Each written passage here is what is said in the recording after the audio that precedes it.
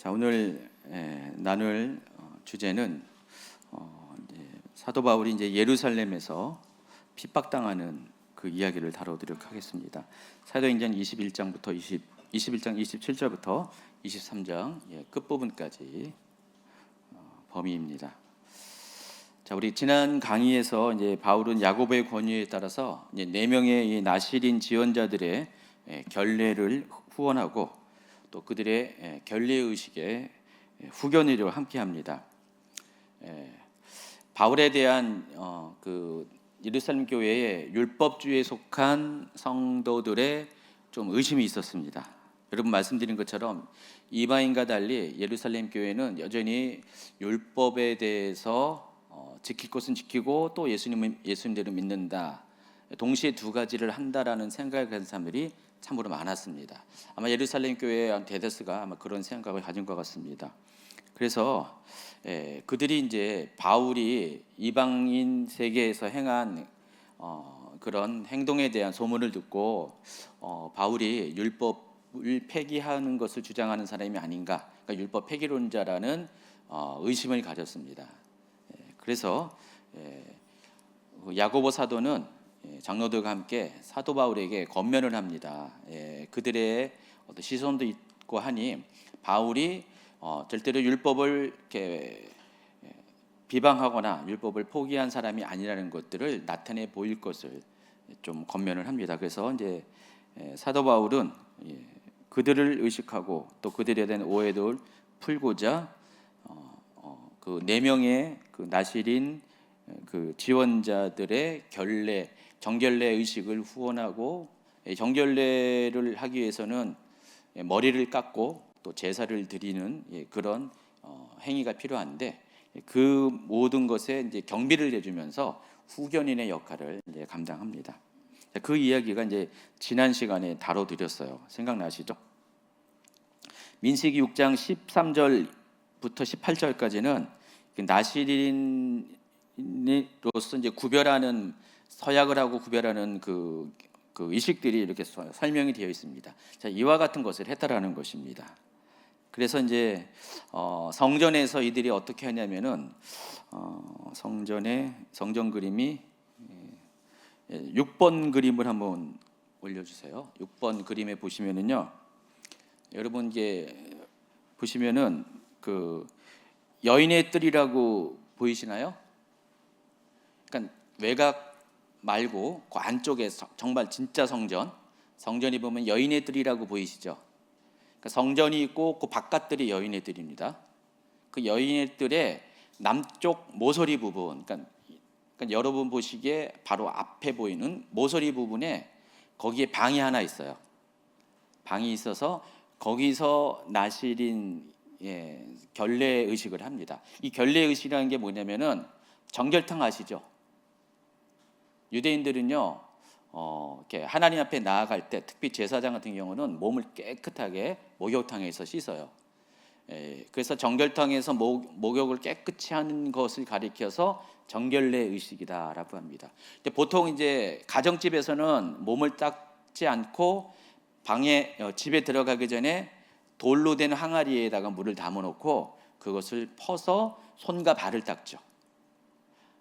그게 이제 그 약식 정결례 의식입니다. 그러니까 집에는 이제 그런 것을 하고요. 이스라엘은 워낙에 먼지가 많다 보니까 집에 들어갈 때는 다 샌다시가 아니니까 그런 의식을 합니다. 근데 이 제사장이나 또 나실인 사역을 할 때는 완전히 몸을 목욕물로 깨끗하게 씻는 의식을 합니다.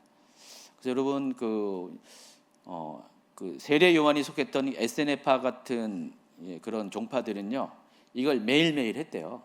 그래서 그들이 살던 이제 쿰난 유적 같은데 보면은 그런 흔적들이 그대로 남아 있어요.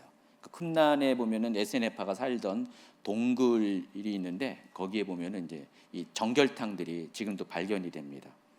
지금 그 얘기를 하는 겁니다. 자, 그 의식을 하고 나실인 서약을 합니다. 그래서 이제 머리를 깎게 됩니다.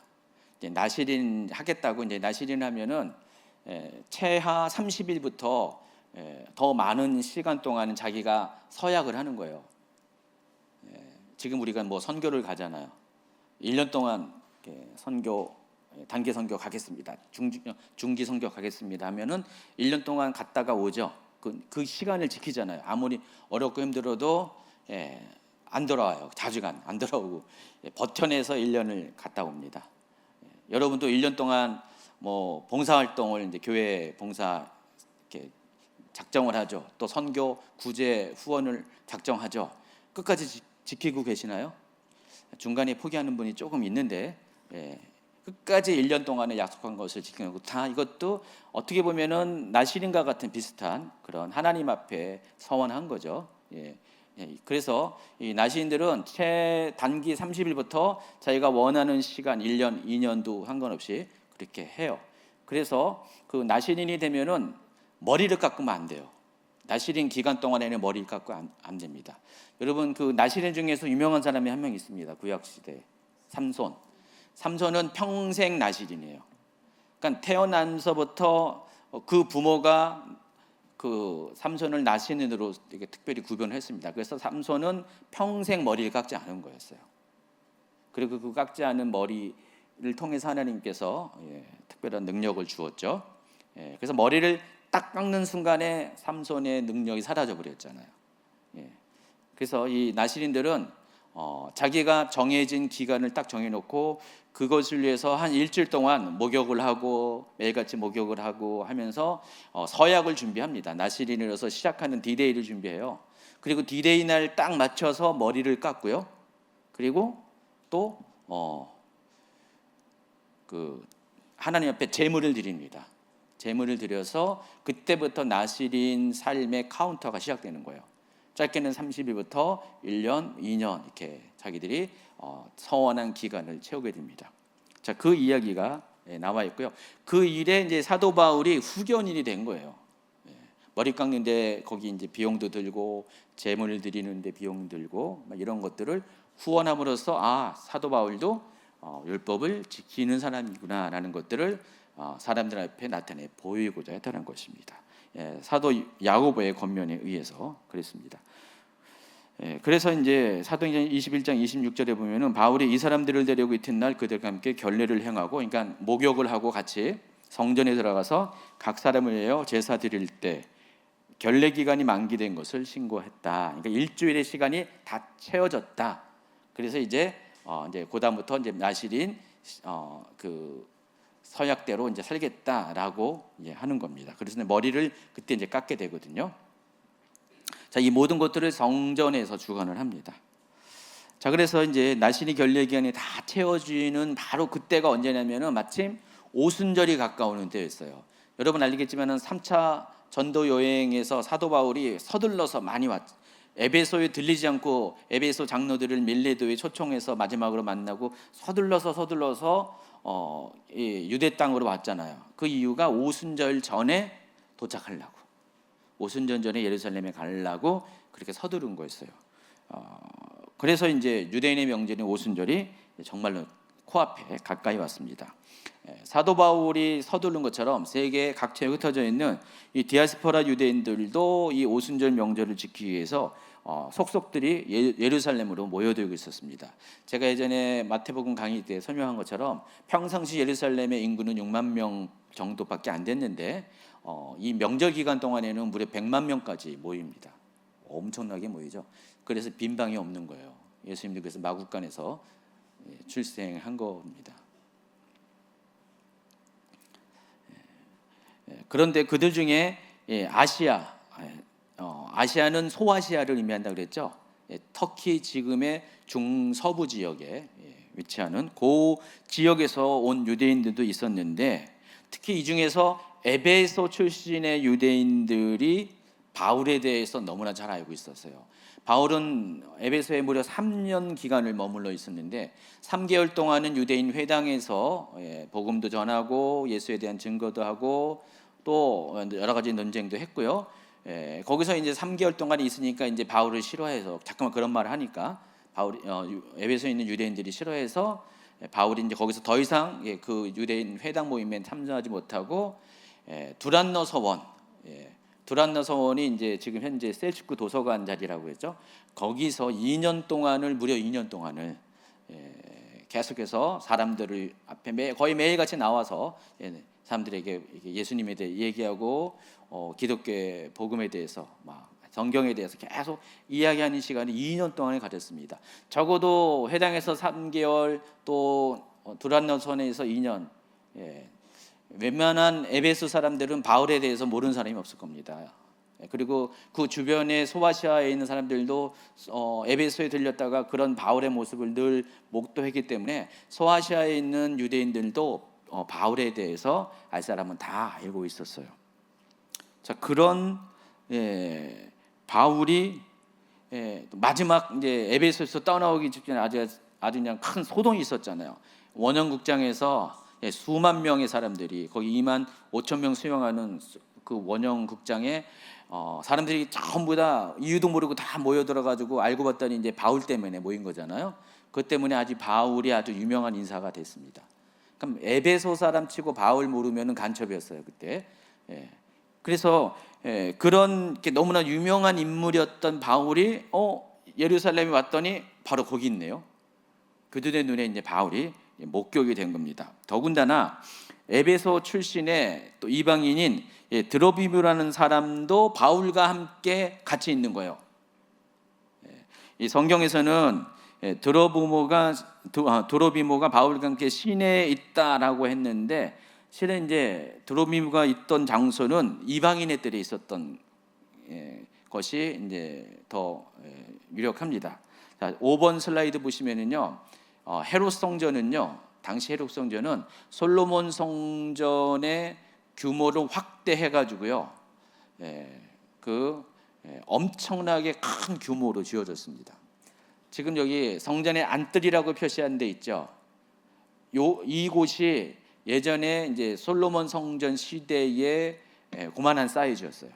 성전이 그 정도 사이즈였는데 이 헤롯 시대 때는요, 이 성전의 외곽들이 이제 성막 시대 때는 그 바깥에 그 세마포로 만든 펜스를 말하는 겁니다. 그 울타리예요. 거기를 벗어나서 저렇게 보시면은 엄청난 규모의 운동장 크기만한 뜰을 만들었습니다. 그리고 그 이제 성전에서 조금 앞으로 나가가지고 저기 빨갛게 표시된 요 울타리가 있죠. 파티션으로 해가지고 펜스를 만들어서 여기까지는 이방인들은 못 들어온다라고 경계 구역을 만들었습니다. 저 빨간 게. 그래서 저 빨간 게 안쪽이 안뜰이라고 불렀고요. 그리고 빨간데 뒤쪽이 바깥뜰이라고 불렀습니다. 그래서 여러분 계시록에 보면은 성전의 안뜰과 바깥뜰이 나오잖아요. 11장에 보면은 그 두 증인 이야기할 때 바깥들은 측량하지 말라 그랬잖아요. 그 바깥들은 이방인에게 속한 구역을 말합니다. 지금 이 얘기에다가 저기 나왔죠. 근데 이 드로비모는 성전의 안뜰은 들어가지 않았어요. 왜냐면은 거기 보면은요 표지판이 붙어 있습니다. 19세기 후반에 이제 고고학적 발굴에 의해서 옛날에 저 시대 때 이방인에게 경고하는 그 표지판이 발견이 됐어요. 거기 뭐라고 써 있냐면은 이방인을 이 안뜰에 데리고 들어오는 유대인들은 이유 고아를 막론하고 다 죽임을 당할 것이다. 경고, 여기 들어가면은 사살됨, 그런 편말이었습니다. 그래서 그 서슬퍼런 로마 군대도 저기는 안 들어갔어요. 특별한 이유가 없는 한 절대로 안 들어갔습니다. 그러니까 로마 정부도 유대인의 그 자존심을 지켜주느라고 이방인의 뜰 안쪽으로는, 안뜰 쪽에는 전혀 들어갈 수가 없었습니다. 그러니까 모든 이방인들이 다 알고 있었고요. 거기 경고문이 계속 붙어 있기 때문에 이것을 너무나 잘 알고 있는 사도 바울이 그 드로미미를 데리고 거기 들어갈 리가 없죠. 거기 들어가면 당장 문제가 생기는데 들어가지 않았습니다. 근데 그럼에도 불구하고 유대인들은 바울을 잡기 위해서 바울이 드로비모를 데리고 성전 안뜰에 들어가겠다라고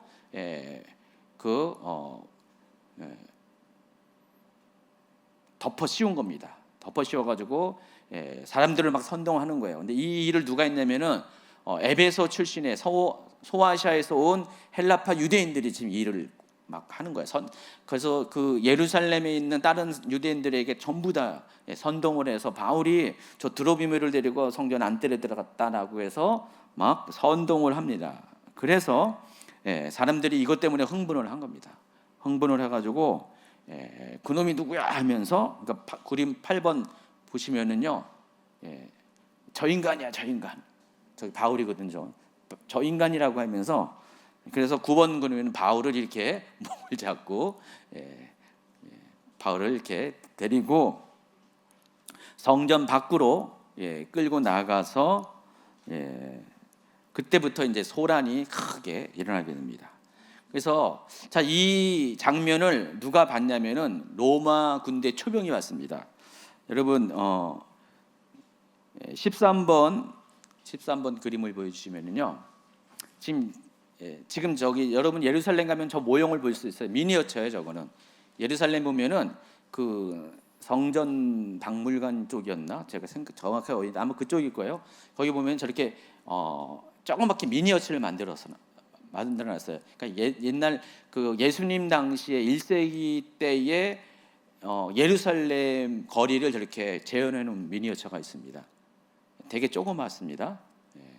근데 저기 오른쪽에 보면은요, 기둥 4개, 타워 4개가 있는 건물이 있는데 바로 성전의 울타리에 붙어 있습니다. 저게 이제 안토니오 요새라고 부릅니다. 안토니오 요새인데 이 안토니오 요새는 당시에 로마 군대가 주둔하고 있는, 여기 오늘 이제 성경에 나오면은 이제 영내라고 하잖아요. 바로 저기를 말하는 것입니다. 안토니오 요새의 영내로 데리고 들어갔다 하는 게 바로 저기입니다. 예수님도 그 로마 군인들에 의해서 희롱당하고 채찍질 당하고 할 때 바로 저기서 예수님도 그 형벌을 당했죠. 원래는 저게 이제 그 마카비 시대 때 어떤 망루를 만든 건데, 그것이 헤롯 시대 때는 더 저렇게 확장해 가지고요, 크게 만들어서 나중에 결국 로마 군대의 수비군, 예루살렘 주둔군이 머무는 그런 요새가 돼 버립니다.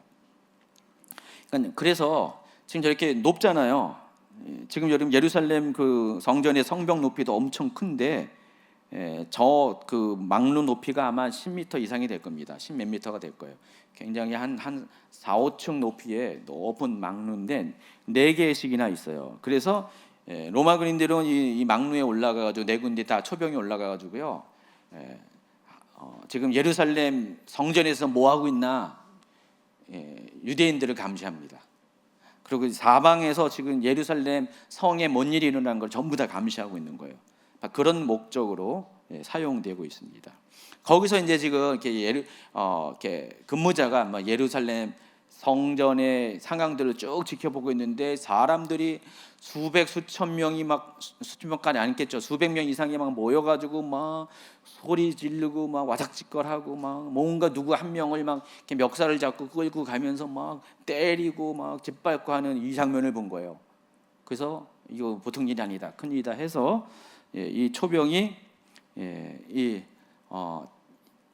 안토니오 요새의 사령관에게 보고를 합니다. 이때 이 안토니오 요새의 사령관이 뭐였더라? 뒤에 나와요. 글라우디오 루시아.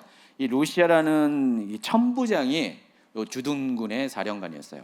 여러분 이렇게 한 가지 알아야 될 것은 당시 이 유대 총독부, 유대 지역을 다스리는 총독부는요, 총독은 예루살렘에 거주하지 않았고요, 가이사라에 거주하고 있었습니다. 가이사라에 총독부가 있고요, 총독은 아주 이렇게 중요한 기간만 올라와서, 가령 이제 유대인의 명절 같은 데는 엄청난 많은 사람들이 모여드니까 굉장히 예민한 시즌이잖아요. 이럴 때는 이제 유대 총독이 와서 그 기간 동안에 이제 대기 상태로 있습니다. 근데 평상시는 누가 있냐면은 그 천부장이 여기를 지키고 있어요. 그러니까 천부장은 1000명의 부대를 이끄는 사령관을 천부장이라고 하죠. 근데 문자적으로는 1000명의 군대인데 실제적으로는 당시에는 600명입니다. 여러분 백인대라고 아시죠? 백부장이 통솔하는 100명의 군대. 근데 100명이 아니라 80명이에요. 100명이 아니라 80명이고 또 이 천인대도 1000명이 아니라 600명입니다. 600명 정도면은 현재 뭐 우리 우리나라 군대에 보면은 대대급보다 조금 더 많은 거예요. 중대가 150명이고 대대가 한 400~500명 되거든요. 450명, 500명. 그리고 연대가 한 3,000명 정도 돼요. 근데 이때 당시에 로마군 편제는요 군단으로 편성이 되었어요. 군단으로 편성이 되었고 그 밑에 백인대로 편성이 되어 있습니다. 군단이 6,000명 정도가 돼요. 오늘날 이제 우리나라 군대에 한 연대 2개 합친 병력이 있는데, 근데 실은 이제 군사력으로 따진다면은 이 1000명의 군대, 600명의 군대가 오늘날의 연대급에 해당하는 거고요. 그리고 로마 시대 때 6,000명의 군단이 뭐 최소한 4단 이상의 그런 군사력을 가지고 있습니다.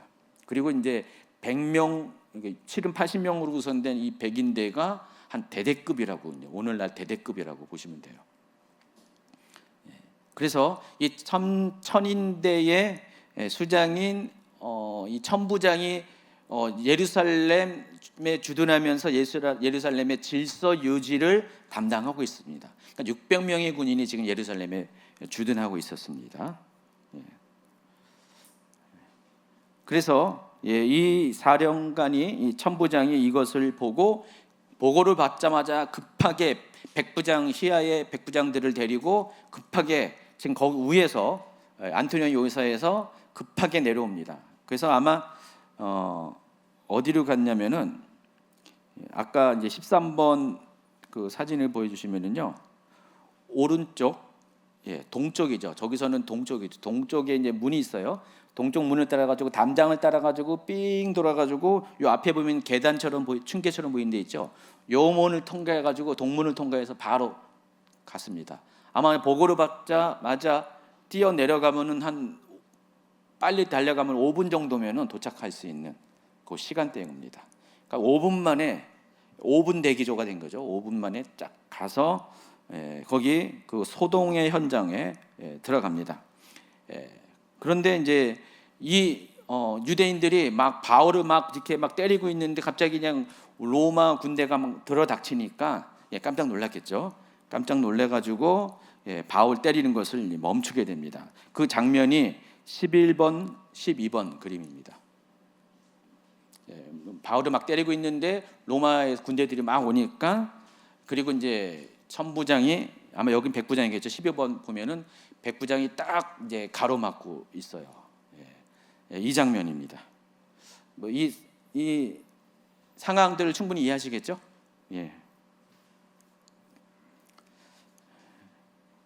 그래서 이제 이 천부장이 바울을 이제 두 쇠사슬로 결박하도록 명령한 다음에 사람들에게 바울이 누구냐, 이 사람이 누구냐, 도대체 당신들 이 사람 누구길래 왜 이 사람을 이렇게 때리고 이렇게 죽이고자 난리가 났냐 막 이렇게 묻고, 도대체 뭔 일이냐고 자초지종을 묻습니다. 그런데 사람들이 많이 모여 있는데 서로 이 말 저 말을 막 하는 거예요. 그것도 전부 다 히브리어로 할 거 아니에요. 아람어니 히브리어로 막 하니까 그 언어도 잘 모르는 이 천부장이 도대체 뭔 말을 하는 거야. 통역 와봐, 뭐라 그러는 거야. 통역한테 하니까 그냥 뭐 이렇게 헬라어도 잘 못하니까 그냥 막 하다가 도저히 못 알아들어가지고 안 되겠다 해서 그 당사자인 이 바울을 데리고 무리들과 분리시키고자 안티오니오 요새로 이제 데려갑니다. 그 이야기가 21장 33절 34절입니다.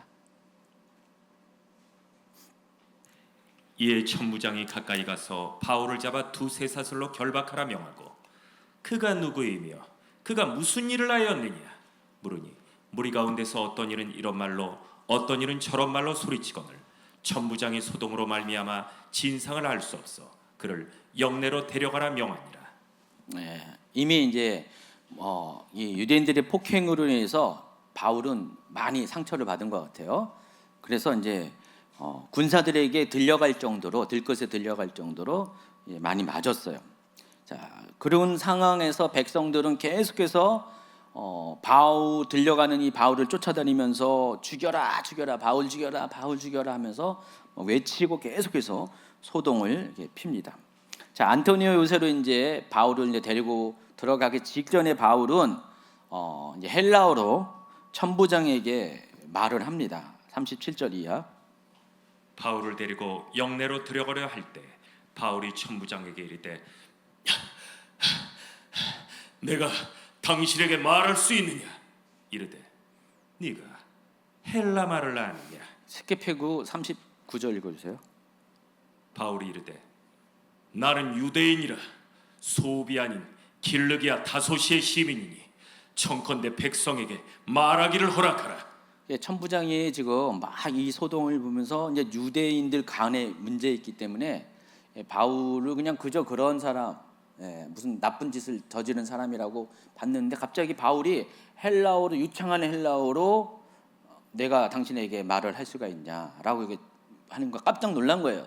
이 천부장 입장에서 요즘 식으로 말하면은요, 요즘도 영어 잘하는 사람 많지만은 이제 한참 전에 뭐 대부분 영어를 못한 시절에 그런데 그때 당시에 영어를 잘하면 어느 정도 지식인이잖아요, 그렇죠?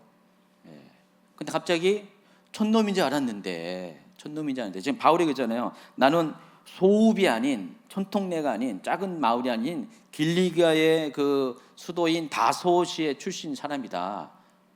이렇게 얘기하잖아요. 헬라어로 유창하게 오늘날 아주 유창한 영어로 막 하니까 깜짝 놀란 거예요. 저는 당시 로마 군대는요 순수한 로마 출신의 사람 로마인도 많이 있었겠지만은 이방 출신의 장교들이 백부장, 천부장이 많이 있었거든요. 그들은 뒤에 보면은 알겠지만 이 천부장 같은 경우는 돈 주고 시민권을 얻은 사람이었어요. 로마 시민권. 근데 원래는 이제 로마 시민이 아니에요, 이 사람도요. 이방인 출신일 거예요. 근데 로마 시민권을 얻었는데 그런 천부장이 갑자기 유창한 헬라어로 오늘날 쓰면 유창한 원어민 수준의 영어로 막 얘기하니까 깜짝 놀란 거예요.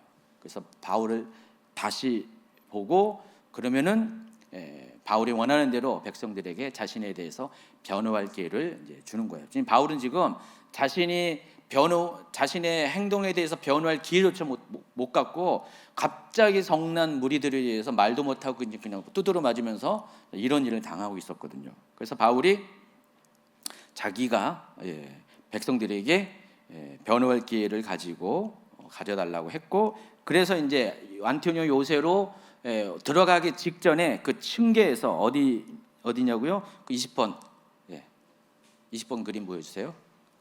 바로 요 장소에서 요 층계 끝 부분에서 지금 유대인들은 막 따라온 거예요. 여기까지요. 안토니오 요새 앞까지 따라온 거예요. 여기서 층계에 올라가서 등골에서 내려가지고 21번 그림 보면은 이렇게 로마 군인의 호의를 받으면서 요 앞에 있는 백성들에게 지금 이야기를 합니다.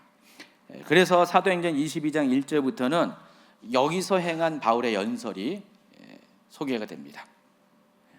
그래서 바울은 자기가 어떻게 예수님을 믿게 되었는가, 어떻게 여기까지 오게 됐는가를 자기 변호를 합니다. 변증을 합니다.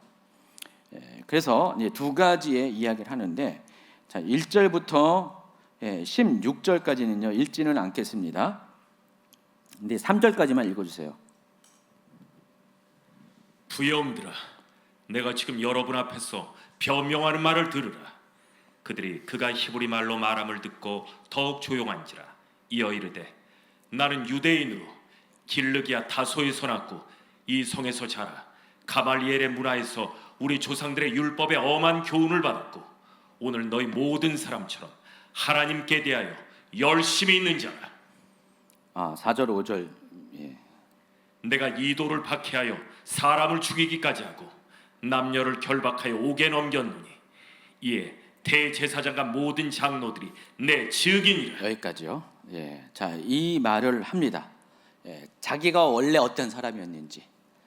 자기는 가말리엘 문화에서 율법 교육을 받은 그런 사람이었다. 당시 가말리엘은요, 아주 유명한, 유대인들은 다 아는 그 바리새파 중에서 가장 위대한 스승이었거든요.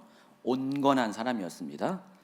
그 사람 밑에서 수학을 한 바리새파 중에서 바리새인 중에 바리새인이었다라는 겁니다. 더군다나 자기는 헬라파 유대인으로서 길리기아 다소성에서 태어난 그런 사람이었다. 그리고 지금 이 말을 듣는 유대인, 다른 유대인처럼 율법에 대해서, 하나님에 대해서 정말 열심 있는 사람이었다. 그래서 너무나 열심히 해서 지금 예수님을 따르는 이 기독교에 대해서 그들을 박해하기 위해서 남녀를 결박해서 옥에 데리고 갈 정도로 그런 일에 열심히 했던 사람이었다. 그리고 이 모든 것들은 대제사장들과 장로들이 다 알고 있다. 나에 대해서 다 알고 있다. 그들이 증인이다라고 이야기를 하면서 그런 바울이 어떻게 회심을 했고 어떻게 여기까지 왔는지를 쭉 밑에 설명을 하는 것입니다. 그래서 여러분 잘 알고 있는 것처럼 다메섹에서 가는 길에 초자연적인 현상으로 예수님을 만나게 됐죠. 환상이 아닙니다. 환상이 아니라 실제 하시는 예수님을 보게 됩니다. 그 체험이 이제 사도행전 9장 1절부터 25절까지 나와 있고요. 이때가 AD 32년 경이라고 이야기했습니다. 자, 먼저 그 얘기를 16절까지 쫙 이야기를 합니다. 그리고 이어서 17절부터 뭔 얘기하냐면은 17절부터 읽어주세요. 후에 내가 예루살렘으로 돌아와서 성전에서 기도할 때 황홀한 중에 봄에 주께서 내게 말씀하시되 속히 예루살렘에서 나가라. 그들이 네가 내게 대하여 증언하는 말을 듣지 아니하리라 하시거늘 내가 말하기를 주님, 내가 주를 믿는 사람들을 가두고 또 각 회당에서 때리고 또 주의 증인 스데반이 피를 흘릴 때 내가 곁에 서서 찬송하고 그 죽이는 사람들의 옷을 지킨 줄 그들도 아나이다. 나더러 또 이르시되 떠나가라. 내가 너를 이방인에게 보내리라 하셨느니라. 자, 이 장면은 바울이 회심한 후 3년 뒤의 일입니다. 바울은 회심한 다음에 아라비아에서 3년 있었죠. 그리고 3년 후에 다시 다메섹으로 돌아와서 예루살렘으로 사도들을 만나러 옵니다. 그러니까 사도들에게 예수님에 대해서 더 깊이 알고자, 사도들의 가르침을 받고자 AD 35년경에 예루살렘에 오는데, 이 내용이 이제 사도행전 9장 26절부터 30절까지 기록이 되어 있어요. 그때 예루살렘을 방문할 때 이야기, 그 체험을 소개하는데, 여기에서는 사도행전 9장에서 미처 언급하지 못했던 개인적인 체험을 간증하는 겁니다. 사도행전 9장에서는 이 얘기가 없었어요. 근데 여기서 이제 사도 바울은 그때 어떤 일이 있었는가를 설명하는데, 성전에서 이제 자기가 기도할 때, 그 AD 35년경에 예루살렘 방문했을 때, 회심 후 처음으로 방문했을 때 성전에서 기도할 때 갑자기 황홀한 중에 예수님께서 나타나는 거예요. 다메섹으로 가는 길 가운데 예수님이 나타난 것처럼 지금 여기 두 번째로 예수님의 방문이 있었습니다. 개역 한글에서는 이 황홀한 중에를 비몽사몽간에라고 하는데, 근데 아마 이게 바울의 입장에서는 환상인지 뭔지 헷갈리는 것처럼 보이지만은 실제로는 환상이 아닐 가능성이 많다는 것입니다. 그때 예수님의 지시하심을 듣는 거예요. 예수님께서 바울에게 나타나셔가지고 뭐라 그랬습니까? 속히 예루살렘에서 나가라 그런 거예요. 떠나라는 거예요. 근데 예수님이 그렇게 얘기하니까 사도 바울이 뭐라 그랬냐면은, 예수님, 내가 안 가도 돼요. 왜냐면은요, 내가 그 사람들을 위해서 얼마나 열심히 있게 지금 이렇게 성도들을 박해했는지 다 알기 때문에 그들은 내 말을 들을 겁니다. 아니다. 나가라. 그들이 내 말을 듣지 않을 것이다. 내가 너를 택한 이유가 유대인들에게 복음을 전하고자 너를 택한 게 아니라 이방인들에게 복음을 택한 것이기 때문에 너는 빨리 예루살렘을 떠나라라고 이야기를 했다는 거예요. 지금 요 체험을, 두 번째 체험을, 예수님을 만난 두 번째 체험, 첫 번째는 다메섹에서 만난 체험, 두 번째는 예루살렘에서 만난 체험을 지금 간증을 하고 있습니다.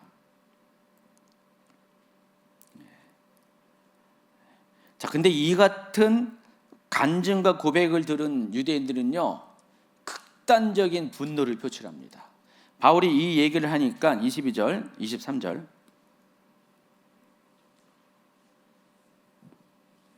이 말하는 것까지 그들이 듣다가 소리질러 이르되 이러한 자는 세상에서 없애버리자 살려둘 자가 아니라 하여 떠들며 옷을 벗어 던지고 티끌을 공중에 날리니. 그러니까 유대인들이 이렇게 극단적인 반응한 이유는 다른 것이 아니라 지금 바울은 자신들이 십자가에 못 박아 죽인 예수님이 하나님이 보내신 분이라는 것을, 내지는 하나님이라는 것을 자신의 체험을 통해서 너무나 명확하게 이야기했기 때문입니다.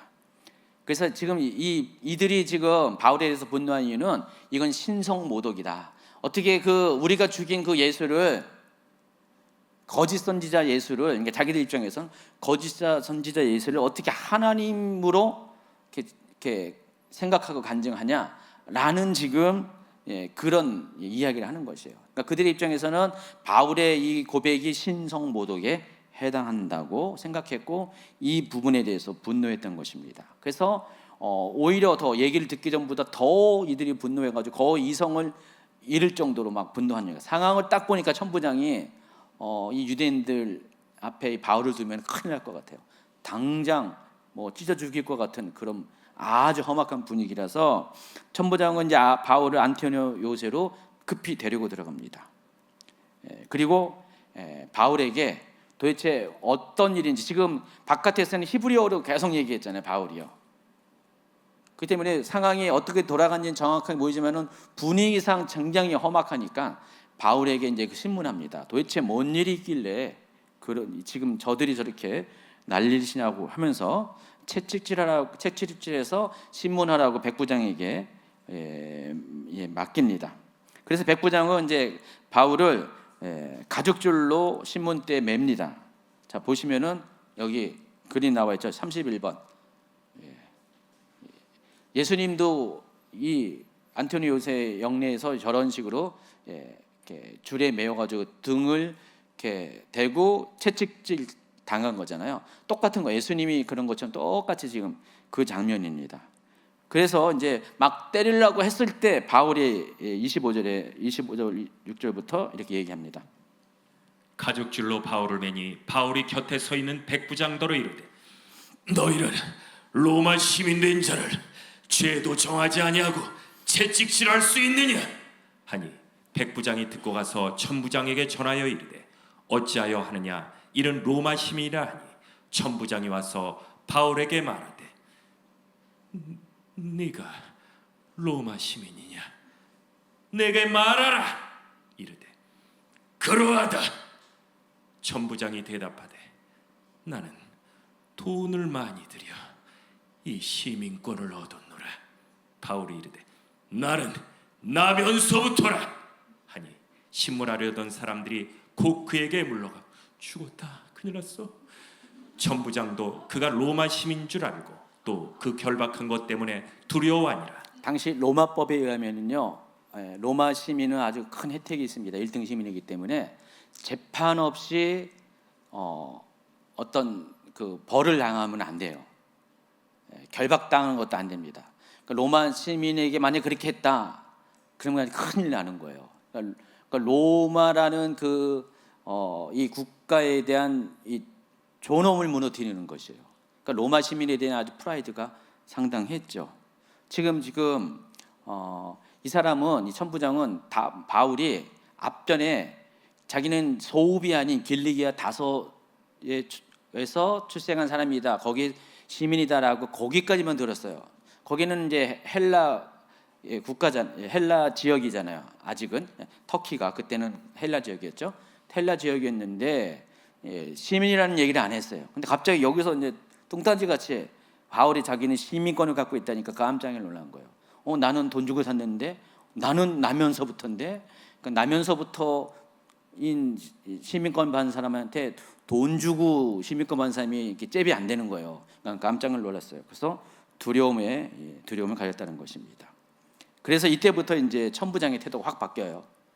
바울에 대해서 로만 시민으로 이제 되도록 보호하려고 하는 태도를 이제 나타내 보이게 됩니다. 자, 그래서 이제 하룻밤이 지나고 이 성전에서의 소동이 있는 다음 날 천부장은 전날 소동의 진상을 알고자 바울의 결박을 풀고 사내들인 공의회에 요청을 해서 바울에 대해서 거기서 신문할 것을 요청을 합니다. 바울의 문제에 대해서 유대인들의 그 자치 심판 기관인 사내들인 공의회를 소집을 요청을 합니다. 그래서 바울은 이제 사내들인 공의회에 갑니다. 30절이죠. 그래서 이제 사내들인 공의회에서 바울에게 주어진 신성 모독과 성전 모독이라는 혐의에 대해서 신문을 받게 됩니다. 자, 그런데 이 30절에 그 얘기가 쭉 나와 있어요. 이곳에서는 바울에 대한 신문의 장면이 싹 생략되어 있어요. 신문 30절부터 23장 1절 사이에 그 바울이 신문하는 어떤 내용이 있어야 정상인데 그 내용은 싹 생략이 됐다는 것입니다. 그래서 이제 아마도 이때 당시에 바울은 이제 사내들인 공의회를 이제 자기들이 여는 게 아니라 그 천부장의 요청에 의해서 사내들인 공의회가 열린 거잖아요. 그렇죠? 그런데 막상 열고 보니까 공의회를 열어보니까 바울이 지금 혐의를 받은 게 이방인인 드로비모를 데리고 성전 안뜰에 들어갔다. 그것 때문에 지금 성전 모독죄로 지금 이렇게 혐의가 받아서 지금 이 꼴을 당하고 있잖아요. 근데 본 사람이 아무도 없는 거예요. 그러니까 사람들이 유대인들이 그냥 추측만 해가지고 그랬을 것이다. 막 이런 식으로 막 얘기하니까 이게 이제 혐의가 입증이 안 되는 거예요. 그래서 이제 바울이 성전 모독죄에 대한 혐의가 입증이 안 된 그 상태입니다. 그때 이제 그 사도 바울은 이것을 빌미로 사내들인 공의 앞에 섰으니까 이 기회를 이용해서 그들에게 자신의 신앙에 대한 변증과 복음 전도를 시도하려 합니다. 그 이야기가 23장 1절에 나와 있습니다. 바울이 공회를 주목하여 이르되 여러분이 형제들아 오늘까지 나는 범사에 양심을 따라 하나님을 섬겼노라 하거늘. 자, 이 말을 딱 하니까 당시 대제사장이었던 이 아나니아가 다메섹에서 사도 바울을 인도했던 그 아나니아, 똑같은 이름이 동명이인이죠. 근데 이때 당시 대제사장이 예루살렘의 대제사장이 아나니아였는데 이 사람이 47년부터 58년까지의 대제사장직이 있었습니다. 원래 구약의 대제사장은 아론의 반차를 따라서 종신직으로 있었잖아요. 한 사람이 죽으면은 그 아들이 대제사장을 물려받는데 이때 당시 대제사장은 그게 아니었습니다.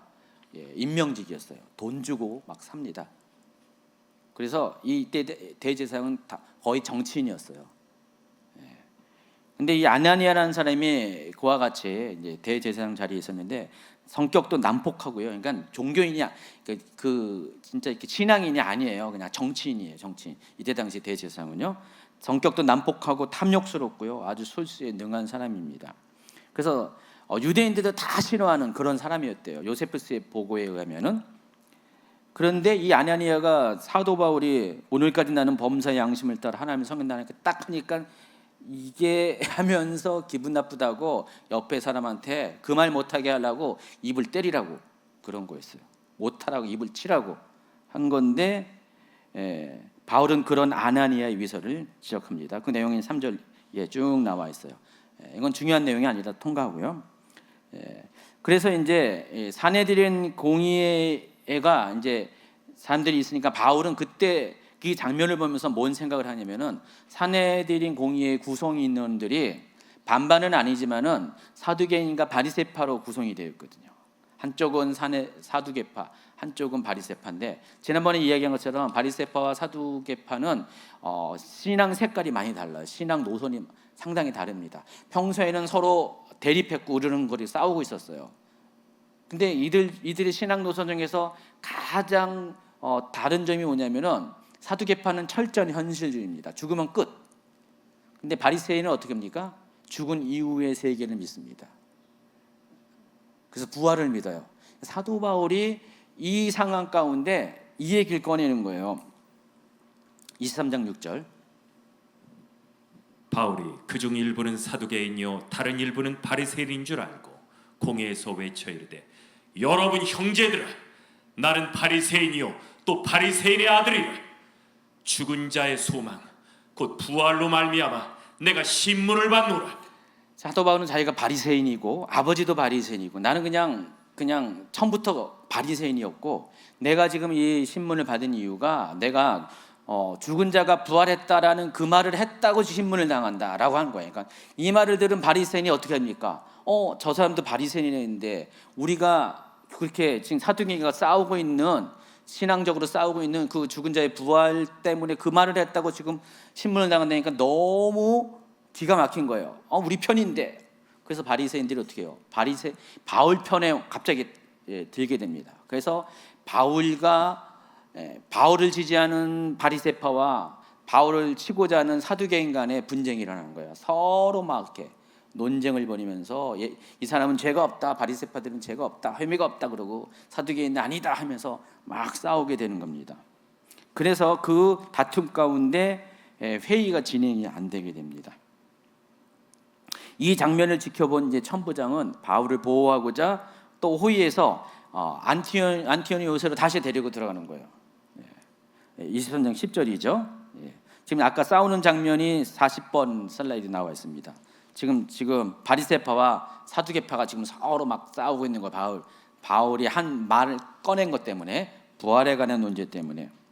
그래서 이제 이 바울이 안티오니오스에서 하루 또 자는 거예요. 하루 자는데 그날 밤에 또다시 예수님이 바울에게 나타납니다. 23장 11절.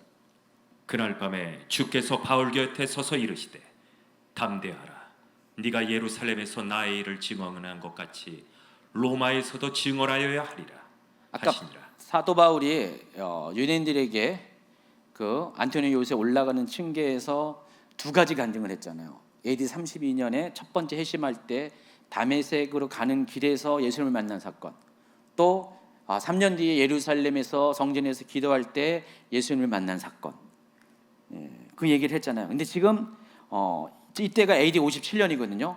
AD 57년에 그 일이 있은 후 벌써 몇 년이 지난 거예요? 35년부터 57년까지는 22년이잖아요. 22년 지난 후에 지금 사도 바울이 세 번째로 예수님을 목격하는 장면입니다. 근데 이번에는 예수님이 아주 더 명확하게 바울의 옆에 서서 계신 거예요.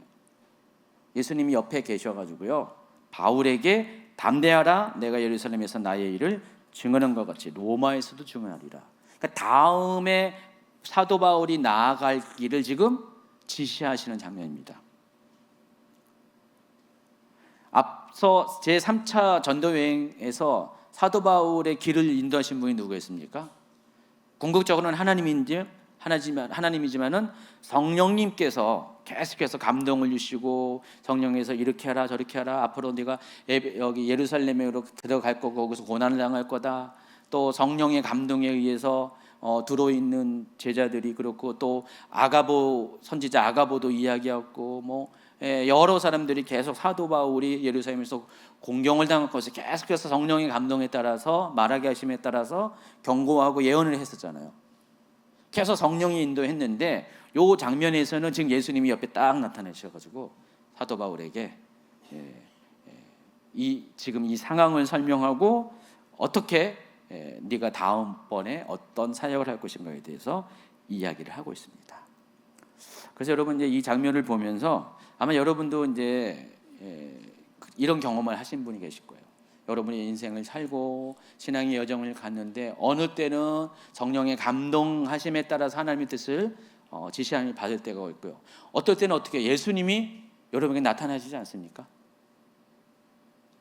예수님이 여러분 앞에, 최 목사님이 이제 여러분에게 가끔 그 얘기를 자주 하잖아요. 가끔 자주 하는데, 그러니까 지금 최 목사님도 사도 바울처럼 예수님이 가까이 온 것을 본 겁니다. 하나님이 열어주신 그 환상을 통해서도 볼 수 있고요. 또 요즘은 이제 중동이나 이 무슬림 국가에서는요, 예수님이 직접 자기 자신을 전도하시잖아요. 그래서 무슬림들이 복음을 받아들일 복음이 들어올 수가 없으니까 예수님이 직접 무슬림에 찾아가 가지고 흰옷 입은 분이 찾아가셔서 자신에 대해서 소개를 하고 어떻게 할 것들을 이야기하는 그런 간증 체험들이 참 많이 있잖아요. 그래서 지금 사도 바울이 지금 이게 우리가 지금 이렇게 경험하고 있는 것들의 샘플이에요. 사도 바울 때도 이미 이런 일이 있었다는 것입니다. 그러니까 사도 바울은 지금 사역을 쭉 회심 후에 이 사역을 쭉 하면서 계속해서 하나님께서 지금 이와 같이 인도하시는 것들을 아마 경험했을 거예요. 이 성경에는 딱 3번밖에 여기 현재까지 3번밖에 이야기는 안 하고 있지만은 아마 사도 바울은 더 많은 시간대에 이와 같이 나타나시고 역사하시고 인도하시는 성령의 음성 또는 예수님의 현현 음성 이런 것들을 많이 들었을 가능성이 많습니다. 그렇지 않고서는 사도 바울이 그 모진 시간들을 이겨낼 수가 없었겠죠. 여러분, 우리가 고난을 당하고 어떤 핍박을 당하는 그 시간을 이길 수 있는 것은 하나님이 여러분에게 함께 하시고 여러분에게 말씀하실 때 우리가 이것을 이겨낼 수가 있습니다. 사도 바울이 그와 같은 경험을 하고 있습니다. 자, 사도 산헤드린 공의회가 있었던 다음 날 바울을 죽이고자 하는 유대인의 음모가 모의가 됩니다. 그래서 그들 중 40명이 여기는 헬라파 출신 아까 소아시아에서 바울을 보았다는 그 사람들 말합니다. 그 사람들이 당을 지어서 결사각오를 합니다. 23장 12, 13절. 날이 새매 유대인들이 당을 지어 맹세하되 바울을 죽이기 전에는 먹지도 아니하고 마시지도 아니하겠다고 이같이 동맹한 자가 40여 명이더라. 아마 뒤에 결과를 보면 이 사람들 다 아마 아사해서 죽었을 것 같아요. 바울을 죽이지 못했으니까 맹세까지 했는데 뭔 말인지 아세요? 맹세까지 했는데 먹지도 않고 마시지도 않겠다. 아마 죽은 사람이 꽤 많았을 것 같아요. 헛맹세를 한 거죠. 그만큼 이제 자기들의 각오를 가지고 바울을 죽이려고 혈안이 되어 있습니다. 그래서 그들은 대제사장들과 장로들을 찾아가서 자신의 계략을 알려주고 그들의 협력을 요청합니다. 작전을 짭니다. 그 내용이 14, 15절에 나와 있습니다. 이제 너희는 그의 사실을 더 자세히 물어보려는 척하면서 공의회와 함께 천부장에게 청하여 바울을 너희에게 데리고 오라. 그때 우리가 가까이 오기 전에 바울을 죽일 것이다. 이 작전을 짠 거예요. 근데 흥미로운 것은요, 이 장면에서 보면요, 바울을 죽이는 이 모의 중에 바리새인들이 빠져 있어요. 다 사두개인들 중심으로 이 일이 벌어지고 있습니다. 이걸 통해 알 수 있는 것은 당시 바리새파 사람들은 바울에 대해서 사두개인들만큼 적대적이지 않았다는 사실을 알 수가 있습니다. 사실 예수님을 죽인 사람들도 사두개인들 중심이었어요. 그래서 이제 나중에 이제 유대교가 다 이렇게 그 예루살렘이 멸망하면서 유대교가 다 흩어지게 될 때 제일 먼저 없어진 게 사두개파입니다. 사두개파 없어지고 바리새파는 끝까지 남아가지고 오늘날까지 그 후손들이 있잖아요. 후예들이 있잖아요. 지금 정통파 유대인이 실은 그 바리새파의 뿌리를 갖고 있는 사람들입니다. 그래서 이제 이 소식을 바울의 조카가 바울에게 알려줍니다. 그리고 바울은 백부장을 통해서 이 소식을 천부장에게 전달합니다. 자, 그림으로 이제 보여주시면은 46번 그림이 지금 그러니까요. 이렇게 해가지고 지금 바울의 조카가 천부장에게 이 40명의 결사대가 대제사장들과 이런 모략을 했고 그들이 이제 바울에게 더 추가적으로 신문할 것이 있다가 데려오면 절대로 데려가서는 안 됩니다. 그들이 가는 중간에 40명이 목숨을 걸고 바울을 죽일 것입니다. 라고 이야기합니다. 그래서 이제 이 천부장 루시오는 이 청년에게 비밀을 지킬 것을 맹세해받고 급하게 바울을 피신할 그 긴급 호송 계획을 수립합니다. 그래서 23장 23절에 그 계획이 이렇게 나와 있습니다. 백부장 둘을 불러 이르되 밤 제3시에 가이사라까지 갈 보병 200명과 기병 70명과 창병 200명을 준비하라. 밤 3시는 9시를 의미합니다. 저녁 9시에 그때 이제 바울 호송 계획이 극비를 시작한다. 가이사랴까지 바울을 데려가는데 여기 보시면은요 보병 200명, 기병 70명, 말타는 기병 70명, 또 창든 병력 200명, 모두 몇 명이에요? 470명이요. 아까 제가 이 예루살렘 안토니오 요새 주둔군이 몇 명이라고 했어요? 600명이라고 했잖아요. 600명 중에 거의 대다수가 4분의 1 정도는 남겨두고 4분의 3의 그 부대를, 대규모의 부대를 지금 바울 한 사람 호송시키려고 밤에 긴급하게 지금 작전 명령이 내린 겁니다. 그래서 천부장은 유대 통독 벨릭스에게 이 일의 자초지종을 쓴 편지와 함께 이 부대를 바울을 호위해가지고 밤 9시에 출발시킵니다. 그 이야기가 24절부터 30절까지 나와 있습니다. 그래서 바울을 호송하는 군대는 야간 동안 행군해요.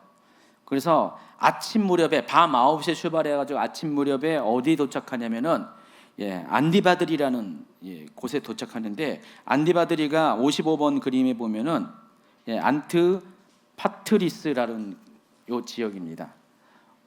이 안티파트리스를 보내는데, 이 안티파트리스는 예루살렘에서 가이사랴 가는 그 길목에 있는 도시입니다.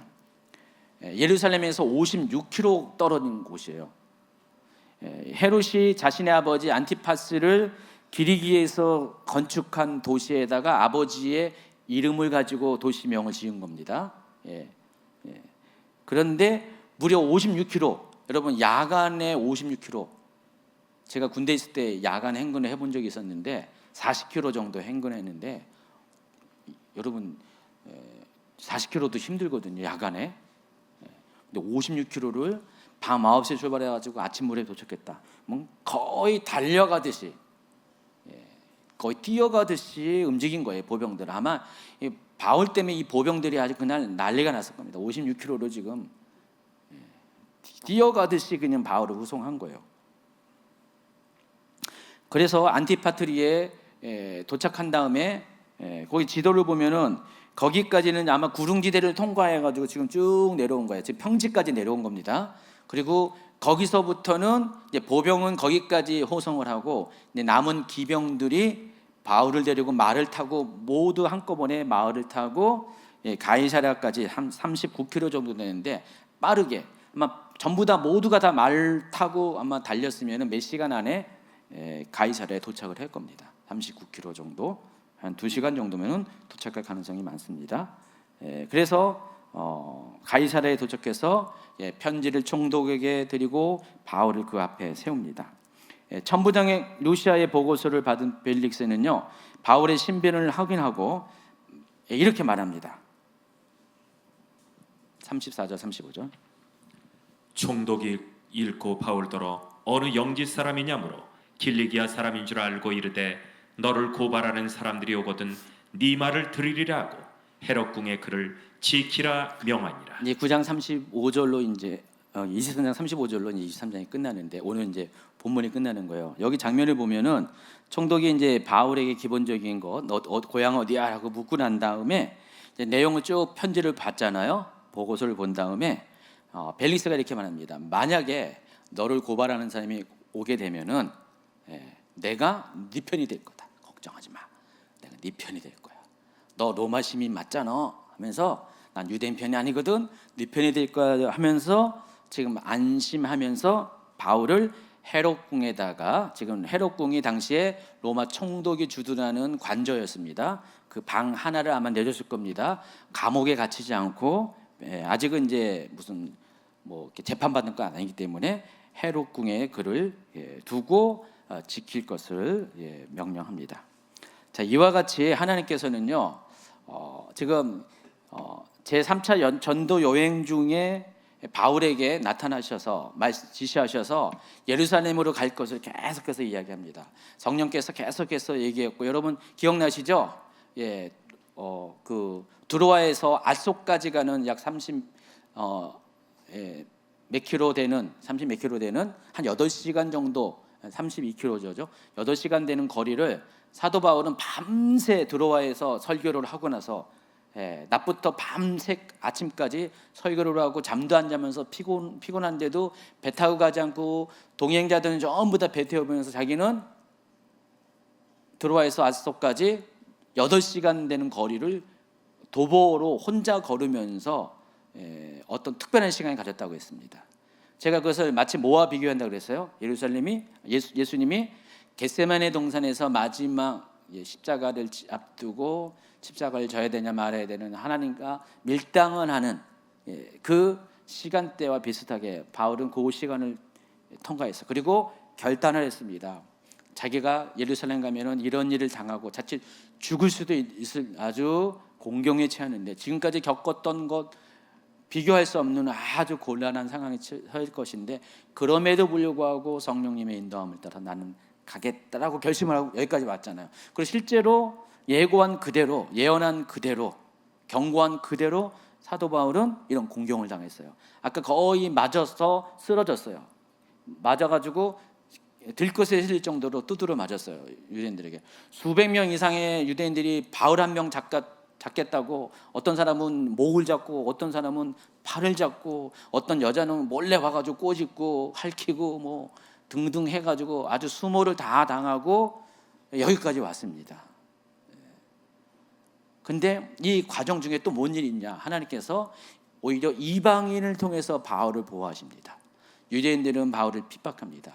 유대인들 중에서 바울과 동행한 사람들은 유대인 때문에 어떻게 바울을 도울 수가 없지만은 지금 로마 군대를 통해서 하나님은 바울을 지켜주시고 보호하십니다. 그 와중에 마치 이게 호랑이 굴이라면은 호랑이 굴에서도 하나님께서 보호하시고 지켜주셨다는 것을 알 수가 있습니다.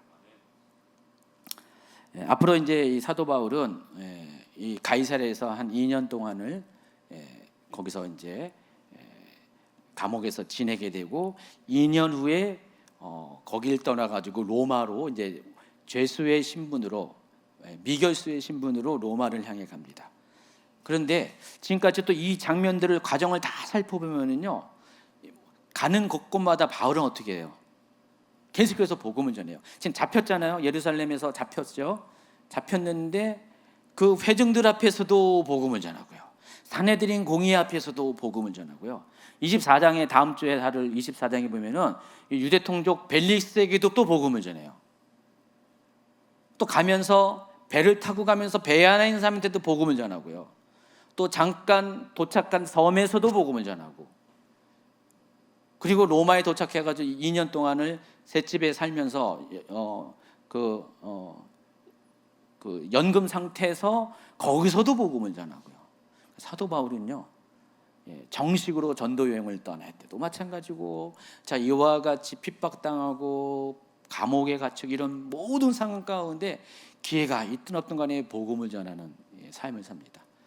그래서 이제 사도 바울이 이렇게 예루살렘에 잡혀가지고 로마까지 가는 요 기간을 또 제4차 전도 여행이라고 부르는 이유가 바로 그와 같은 이유에서 부릅니다.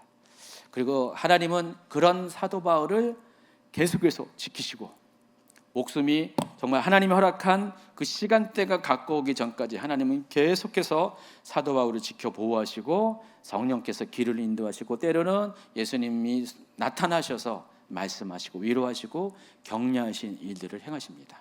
자, 여러분 어떻습니까? 여러분이 이렇게 지금 사도 바울처럼 여러분이 하나님 앞에 회심하고 또 주를 위해서 살겠다고 결심하고 또 실제로 하나님께서 인도하신 대로 살아가기만 한다면은, 비록 현실은 고달프고 핍박이 있고 어렵고 힘들지만은 그럼에도 불구하고 하나님은 여러분을 계속해서 지키시고 보호하시고 또 인도해 주신다는 것을 여러분이 경험하게 될 겁니다. 복음을 전하는 자는 하나님이 책임져 주세요. 복음을 전하는 자는 주의 일을 하는 사람은 하나님이 어떤 상황 가운데서도 책임집니다. 저도 개인적으로 보면은요, 저 혼자의 인생을 살 때는 정말 하나님이 보호하신가 이런 거에 대해서 좀 막막하고 의심도 있었는데, 주의 일을 하고 난 이후부터는 하나님이 정말로 어떤 상황, 순간, 위기 상황, 또 개인적인 문제까지 다 책임져 주신다는 것들을 많이 확인할 수가 있습니다. 여러분 이제 여러분이 평신도들이지만은 여러분도 똑같이 그렇게 사실 수가 있어요. 여러분이 정말 어떤 위치에 있든 간에 하나님의 복음을 전하는 그런 삶을 살기만 하면 하나님이 여러분의 삶의 모든 것들을 넉넉하게 책임져 주시고 보호하시고 인도하십니다. 우리가 이것을 경험할 때 우리의 신앙이 점점점 업그레이드 될 거예요. 점점 그냥 평범한 신앙이 아니라 하나님의 제자로서, 예수님의 제자로서의 그런 아주 놀라운 단계의 신앙인으로 여러분 성장할 것을 기대합니다. 모두가 이렇게 되기를 예수님의 이름으로 축원합니다. 아멘.